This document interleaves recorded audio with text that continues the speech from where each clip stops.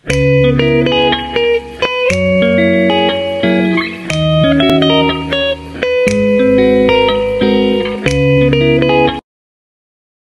warahmatullahi wabarakatuh. Perkenalkan, nama saya Farad Ilham Radatillah. Di sini saya akan mempresentasikan tentang keputusan investasi modal. Nah, dari pendahuluan ini kita harus mengetahui tentang keputusan investasi modal itu seperti apa. Nah, dalam keputusan investasi modal itu berkaitan dengan proses perencanaan, penetapan tujuan, prioritas, pengaturan pendanaan, dan sebuah penggunaan kriteria tertentu untuk memilih aktiva jangka panjang begitu.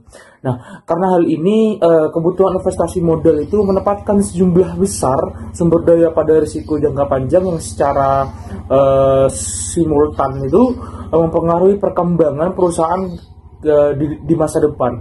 Nah, apakah hal ini merupakan salah satu keputusan yang penting dibuat oleh manajer. Nah, proses pengembalian keputusan investasi modal ini seringkali itu disebut dengan penganggaran modal. Ada dua jenis proyek yang perlu kita ketahui dalam penganggaran modal itu. Yang pertama itu adalah proyek independen, proyek yang kedua itu adalah proyek eksklusif begitu.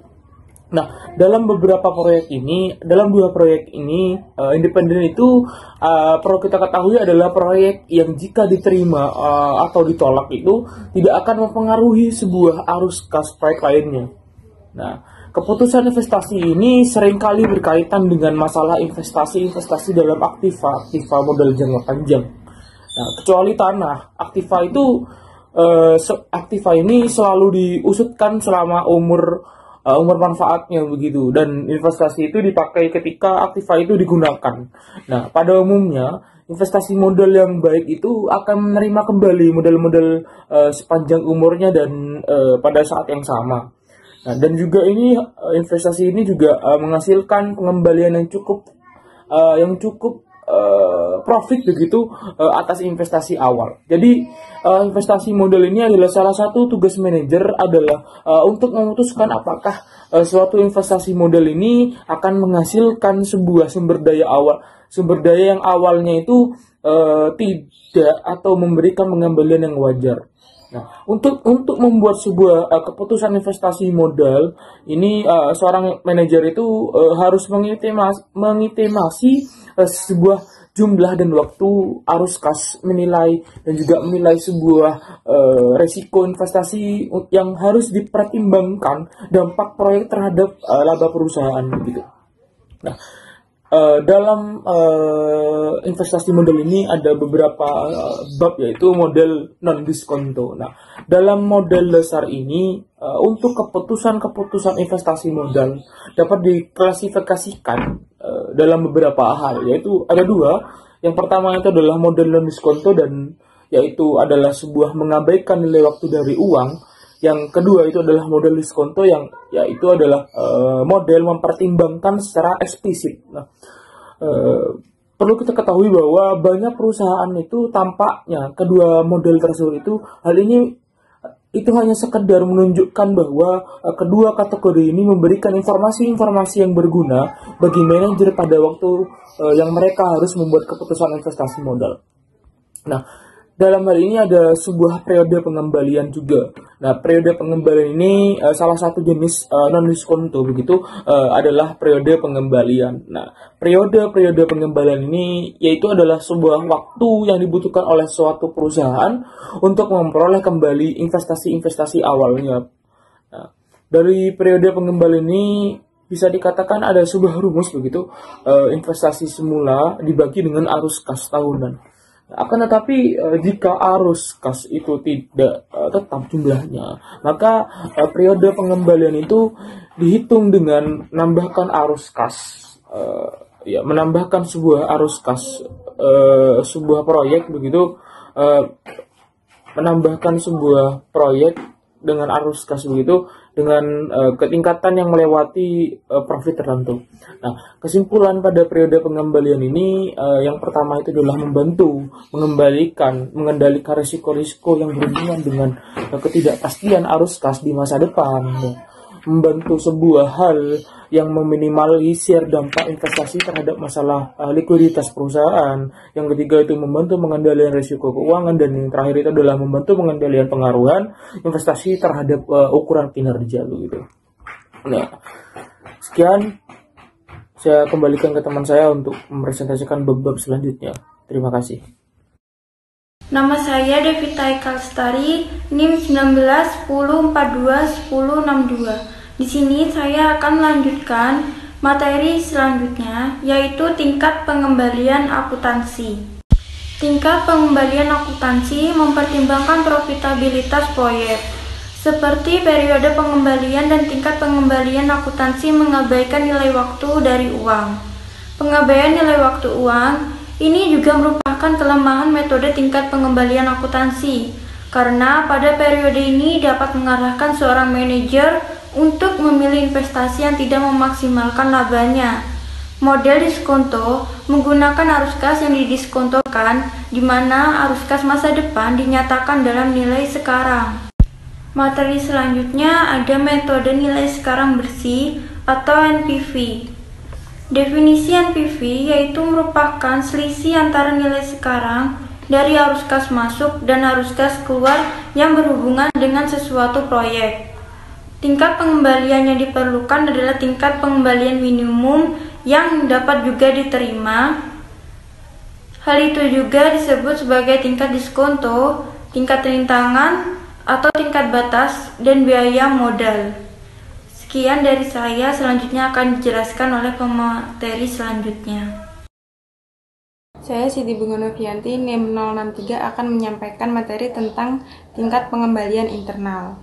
Model diskonto lainnya adalah metode tingkat pengembalian internal atau IRR. Apa itu IRR? IRR adalah suku bunga yang mengatur nilai sekarang dari arus kas masuk proyek sama dengan nilai sekarang dari biaya proyek tersebut. Dengan kata lain, IRR adalah suku bunga yang mengatur NPV proyek sama dengan 0. Nah, kalau tingkat pengembalian internal itu sendiri merupakan teknik investasi modal yang paling luas digunakan. Selanjutnya adalah pasca audit proyek modal. Pasca audit proyek modal adalah analisis lebih lanjut terhadap proyek modal setelah proyek tersebut diimplementasikan. Nah, pasca audit ini membandingkan manfaat aktual dengan manfaat yang diestimasi dan juga biaya operasional aktual dengan biaya operasional yang diestimasi. Perusahaan yang melakukan pasca audit terhadap proyek modal tersebut mendapatkan beberapa manfaat, yaitu yang pertama dengan mengevaluasi profitabilitas. Pasca audit ini menjamin bahwa sumber daya yang digunakan secara bijaksana. Jika proyek berjalan dengan baik, maka hal itu mungkin memerlukan dana tambahan dan juga perhatian yang ekstra. Jika proyek tidak berjalan dengan baik, maka tindakan perbaikan mungkin diperlukan untuk meningkatkan kinerja atau menghentikan proyek yang dijalankan tersebut. Nah, yang kedua, dampaknya terhadap perilaku manajer. Jika manajer melakukan perhitungan atas hasil pengembalian keputusan investasi modal, mereka cenderung membuat keputusan untuk kepentingan terbaik di perusahaan yang dijalankan tersebut. Selanjutnya mengenai penghitungan dan penyesuaian arus kas. Ada dua langkah yang diperlukan untuk menghitung arus kas, yaitu yang pertama, peramalan pendapatan, beban, dan juga pengeluaran modal.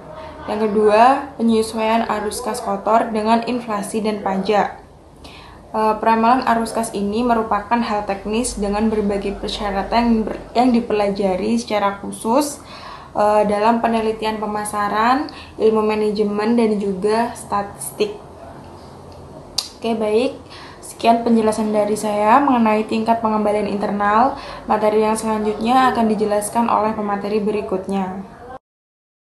Agustina Ronalin, NIM 1910421064 akan menjelaskan materi mengenai investasi modal lingkungan manufaktur yang canggih. Dalam lingkungan manufaktur yang canggih, investasi jangka panjang pada umumnya berkaitan dengan otomatisasi pabrik.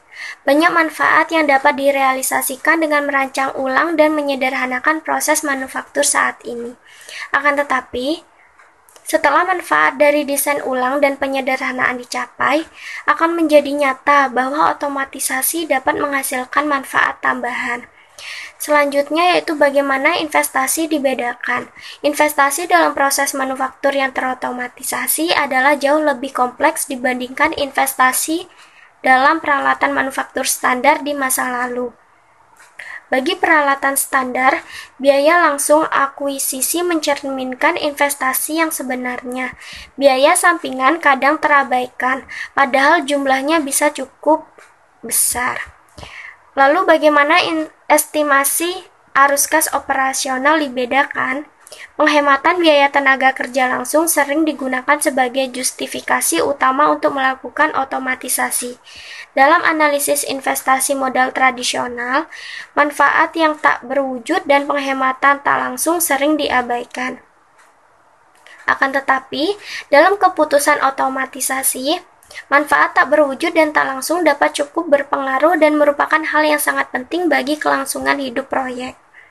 Kualitas yang lebih baik lebih dapat diandalkan, mengurangi waktu tenggang, meningkatkan kepuasan pelanggan, dan meningkatkan kemampuan untuk mempertahankan pangsa pasar semuanya merupakan manfaat tak berwujud, namun penting dalam sistem manufaktur yang canggih.